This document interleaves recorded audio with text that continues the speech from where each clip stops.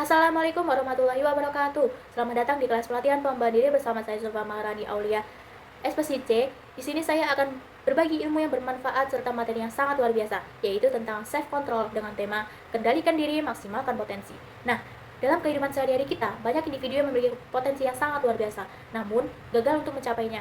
Hal ini seringkali disebabkan oleh kurangnya kemampuan dalam mengendalikan diri. Adapun beberapa indikator permasalahan dalam self-control atau pengendalian diri. Misalnya, yang pertama ada perilaku yang impulsif, yaitu kurangnya menahan dorongan. Yang kedua ada kecanduan digital, yaitu menggunakan media sosial secara berlebihan. Yang ketiga ada prokrastinasi akademik, yaitu menunda-nunda pekerjaan atau tugas-tugas penting sehingga mengganggu produktivitas. Yang terakhir ada stres dan kejenuhan.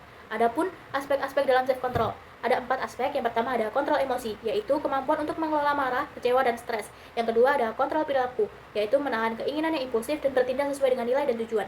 Yang ketiga ada kontrol kognitif, ini mengarahkan pada perhatian dan mampu berpikir jernih, serta membuat keputusan secara rasional. Yang keempat ada kontrol sosial, yaitu menjaga etika dan norma dalam hubungan sosial.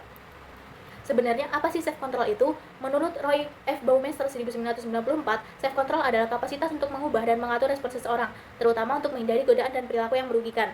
Nah, kemampuan ini melibatkan proses kognitif yang sangat tinggi, seperti perencanaan, evaluasi risiko, dan penundaan kepuasan. Nah, self control adalah komponen penting dari regulasi diri yang memungkinkan seorang menunda kesenangan sesaat demi pencapaian lebih besar. Self control ini didefinisikan sebagai kemampuan individu guna mencapai atau mengatur atau menahan impuls, emosi, keinginan, dan tindakan guna mencapai tujuan jangka panjang, serta menjaga keselarasan dan nilai-nilai pribadi maupun norma sosial. Adapun faktor yang mempengaruhi self control ini ada dua. Ada faktor internal dan faktor eksternal. Nah, di dalam faktor internal ini ada kemampuan kognitif, motivasi dan nilai pribadi, dan kesehatan mental dan fisik. Di dalam faktor eksternal itu ada Sedangkan di dalam faktor eksternal itu ada dukungan sosial, lingkungan dan kebiasaan, dan tekanan sosial dan distraksi. Nah, di sini saya juga ada tips and tricks self control. Yang pertama itu ada tentukan tujuan yang jelas. Tentukan tujuan jangka panjang atau jangka pendek yang realistis, sehingga setiap tindakan yang kita lakukan itu memiliki makna dan arah. Yang kedua, gunakan teknik delay gratification, yaitu belajar menunda kesenangan sesaat untuk hasil yang lebih baik di masa depan. Misalnya seperti ketika kita sedang belajar, kita harus menunda untuk tidak bermain media sosial. Yang ketiga ada gunakan teknik self-mentoring, yaitu mencatat perilaku, waktu, emosi dalam jurnal harian. Hal ini dapat membantu untuk meningkatkan kesadaran diri kita. Yang keempat ada strategi atau kelola emosi. Nah, ketika kita sedang emosi, kita bisa menggunakan strategi ini seperti menarik nafas dalam-dalam, kemudian dihembuskan lewat mulut secara perlahan, dan dilakukan secara berulang. Hal ini dapat mengurangi emosi. Yang kelima ada ciptakan lingkungan yang mendukung atau cari dukungan sosial. Ubah lingkungan sekitar agar memudahkan kita untuk melakukan kebiasaan baik. Nah, selanjutnya itu ada pengalaman subjektif. Nah, pengalaman ini diangkat dari pengalaman saya sendiri, yaitu sebagai seorang mahasiswa tingkat akhir, saya pernah mengalami kesulitan dalam mengelola waktu dan tugas. Saya sering sekali menunda-nunda pekerjaan atau prokrastinasi.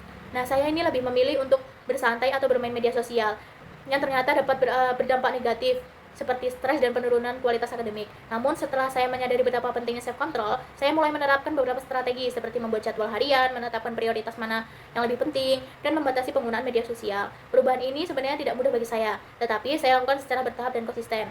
Nah, sehingga saya dapat merasakan peningkatan dalam produktivitas dan kesejahteraan mental. Pengalaman ini mengajarkan saya bahwa self control itu adalah keterampilan yang dapat dikembangkan dengan kesadaran dan latihan yang konsisten. Adapun hasil penelitian yang terkait dengan self control atau dengan materi yang kita bahas, itu ada hasil penelitian yang dilakukan oleh Vivin Dwi Purwaningtyas, DKK, tentang pengaruh self control dan penggunaan gadget pada perilaku prokrastinasi pada mahasiswa. Nah, di sini ditemukan bahwa tingkat self control yang rendah dan penggunaan gadget yang tinggi itu berkontribusi signifikan terhadap perilaku prokrastinasi akademik.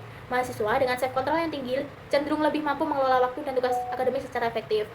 Berikutnya ada hasil penelitian yang kedua dari Bernardi DKK dengan judul Pengaruh Mindfulness dan Self Control terhadap penurunan tingkat stres pada mahasiswa. Nah, pada penelitian ini ditemukan bahwa mindfulness dan self control ini secara signifikan berpengaruh terhadap penurunan tingkat stres pada mahasiswa. Pengembangan self control dapat menjadi strategi efektif dalam mengelola stres akademik. Sekian materi yang dapat saya sampaikan. Semoga materi ini bermanfaat bagi kita semua. Apabila ada salah kata, saya mohon maaf. Dan saya ucapkan terima kasih sebanyak-banyaknya pada kalian semua. Wassalamualaikum warahmatullahi wabarakatuh.